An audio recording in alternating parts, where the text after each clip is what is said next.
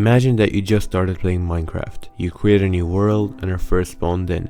You do the usual, cut down a tree, make wooden tools, immediately replace those shit wooden tools with stone ones, mass murder some sheep, and you progress normally. You play for weeks, you develop, get better armor, build a big house, get pet dogs, and so on. Throughout the journey you end up building an emotional connection to this world, and soon time comes for the final goal, to beat the Ender Dragon. You prepare, and you go do it. And then, it's done. You beat the game. Now there is no significant goal in the game, and no reason to keep playing it. You realize that now you have to leave your world forever because you beat the game, and you start getting super sad. You find yourself sad and lost now. Like, what the fuck do I do now?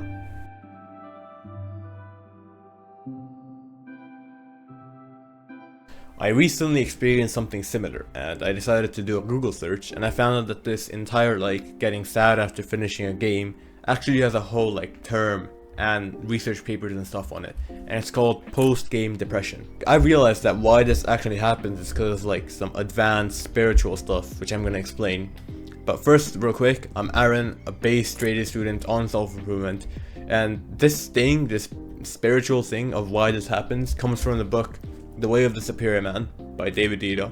Fucking awesome book, you should definitely read. And it's when you have a character of being spiritually masculine. Now don't fucking conflate spiritual masculinity with Andrew Tate kind of masculine vibes where it's big cars, Bugatti, cigars. That's not authentically masculine, and what I'm talking about here is when you're spiritually masculine. So if you read this spiritual book, you know that men and women are supposed to be polar opposites of each other in order to have the best relationship possible. And when you're spiritually masculine, you get this post-game depression feeling in real life actually, but video games replicate real life far too accurately. It's almost better than real life now with VR and stuff.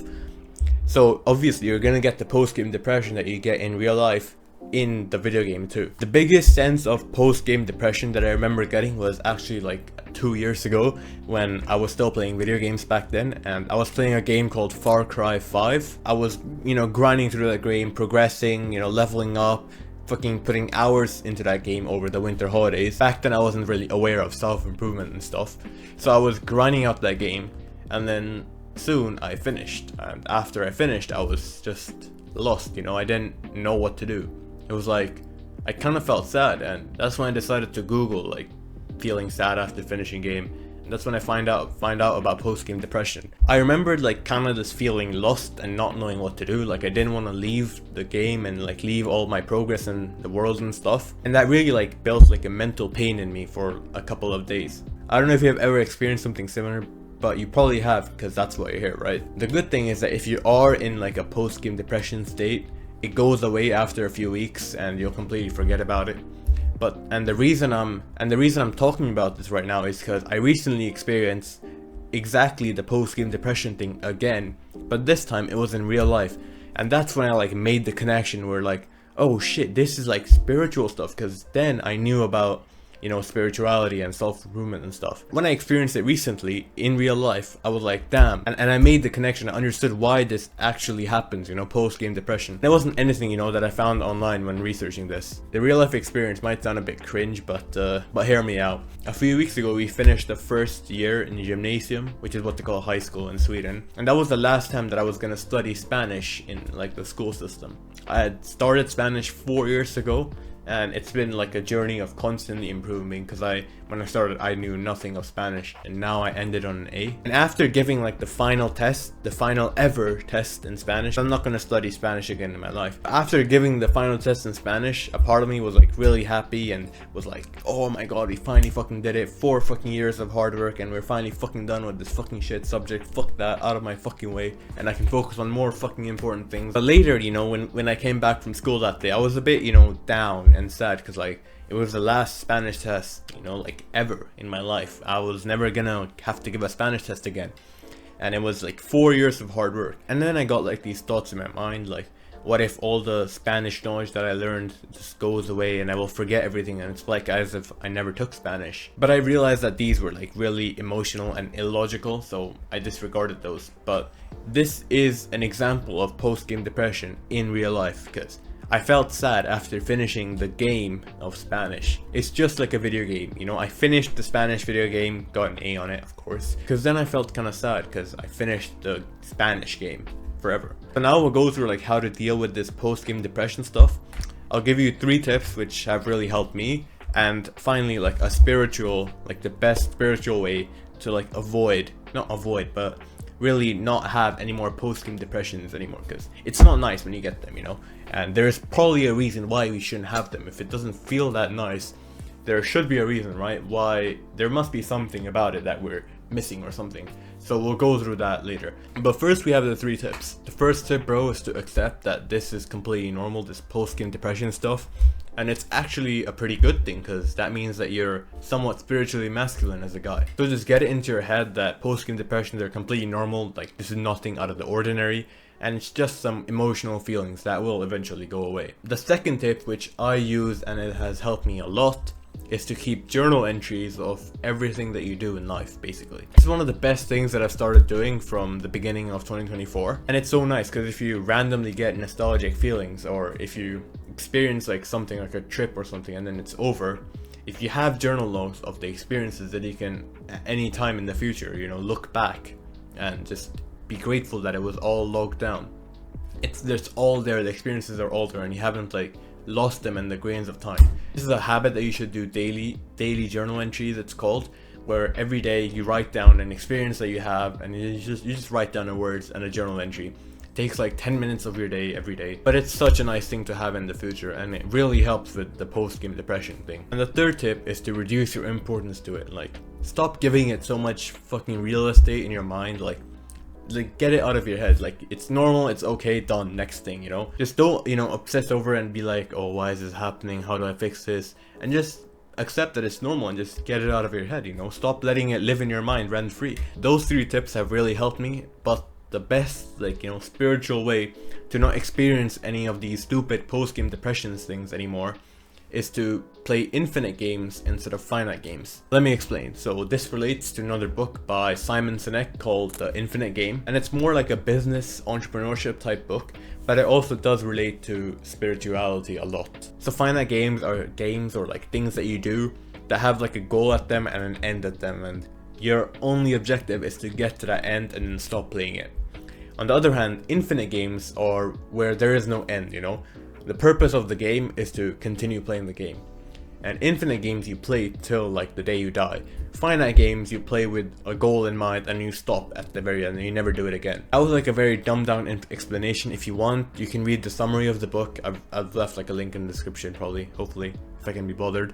Otherwise, you just Google it, bro. In my case, Spanish and also the Far Cry games that I played 2 years ago, there were examples of finite games where the point of the game was not to like continue playing it forever, but more on like finishing it and getting to the end of the game. Far Cry and all like other similar video games, you play till the end, you level up, you progress, and then once you get the 100% accomplishment, you're done with the game. There's not really any more objectives or challenges or main like missions that you can do.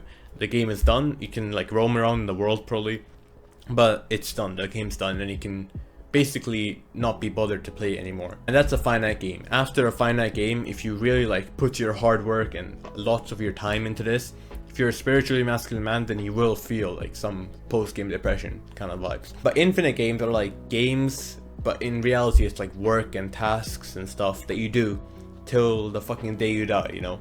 So for example, creating videos. This is an example of an infinite game that I play, because I'm gonna be creating these stupid videos till the end of my fucking life, you know. I really enjoy creating videos like these, and it's something that I'll keep on doing for the rest of my life, even if there is like no rewards or anything like that, because the point of this game is to continue playing the game till like the very end. It's not to, you know, get to a milestone and then quit. Of course, I'll be honest, this is kind of like a sustainable long-term business also for me, because I am an entrepreneur. But basically I'll do this kind of thing till the very day I die. Like, I won't, you know, get to $100,000 made from this business and then just leave, you know. I don't really care. And you know how in like movies and stuff, I don't watch movies anymore, but still, back when I used to, in movies and stuff, they see like die in battle and stuff. In movies it's battles, because usually it's like set in like a fucking medieval time where people had like swords and shit and fought till the death. That was their like work. But in reality, like these days, Your battle is like the work that's truly meant for you, the work that you really enjoy the process of doing. So for example, if you're a photographer and you really like taking photos, it's your passion, it's your purpose, it's your work, it's your infinite game. Dying in battle for you would be dying when you're like, I don't know, holding a camera and you're about to get the perfect shot, you know? You're dying whilst completely engaged in your work or in your battle. Fucking rearrange your mind and think of like dying in battle as dying when you're in your purpose task and you're in the infinite game working on it. My example with the Far Cry video game, I was not gonna fucking die in battle with it. No way I'm gonna be playing Far Cry for the rest of my life. No, fuck that shit. So we gotta be logical and think and discover like what we actually want to do in life for the rest of our life and play that one infinite game as soon as possible. Start as soon as possible till the end of your life. For me, it's creating these videos. For you, it can also be creating videos. It can be writing on the internet. It can be photography. It can be filmmaking. I don't know, it can be literally anything. And the way to find your infinite game, your purpose, the thing that gives you the most fulfillment is just to try many different things and see which one you really enjoy the process of. And you really, you know, just feel like a sense of fulfillment after you like finish the daily task or something for the day. Finally, there's also this quote: the end of something is the start of something new. If you finished a finite game, you're probably gonna go into another finite game and you'll like become indifferent to the infinite game that you played earlier because you have a new one. After a goal has been achieved, if you're like spiritually masculine, there's only like so much celebration before you just move on to the next goal. Like, welcome to the life of a man, you know? That's spiritually what's called like these purpose layers. Like the purpose layer on top, when that's peeled off, when that goal has been accomplished, then the next purpose layer reveals and it's the next goal. And then it just repeats for the almost like the rest of your life. What I also got from this chapter is that if you really want to do something in life, if you really feel like inclined to really do it, don't keep holding it off. Don't fall into the really common trap of like, after I do this, then I can do that, which is what I really want to do. If you like delay it and like make it a condition on something else, if that thing, if you really wanted to do it, you wouldn't need to do that first thing at all and you could skip straight to it. For example, if you're a photographer and you really like taking photos and you really feel inclined to that, and that's like, you feel like that is your purpose and you really get fulfilled for that, but because you don't have a professional camera or something like that, then you're going to be like, oh, I need to make money to get a professional camera. Alright, I can learn how to make money online, and then after I get enough money, then I can buy the camera so that I can do photography, so that I can do the thing that I really love. And you're putting it on an if basis, you're putting it on a condition. You're making a thing which is to make money online so that you can buy the camera and do the thing that you really wanted to do in the first place. And if this photography thing is really like your purpose, you wouldn't need to do the first thing of making money online. You would just figure it out as you go through life. Like the flow will direct you and stuff. This is some very advanced shit, but you would use like your phone or like an old camera or something to get started on the photography right now and improve on that and use that, you know, to feel your purpose even more. Money is just something that you get on the path to your real goal. And if it is your real goal, you'll take that money and put it straight back into the goal so you progress it even more. And that's what's really fun. This is like the long-term kind of thinking, and it's really damn advanced. And if you're still here, bro, props to you, man. No one in your fucking age is thinking about this kind of shit, so I just want to say props to you, bro. Now, reading and lifelong learning is one of the best beneficial infinite games that you could do.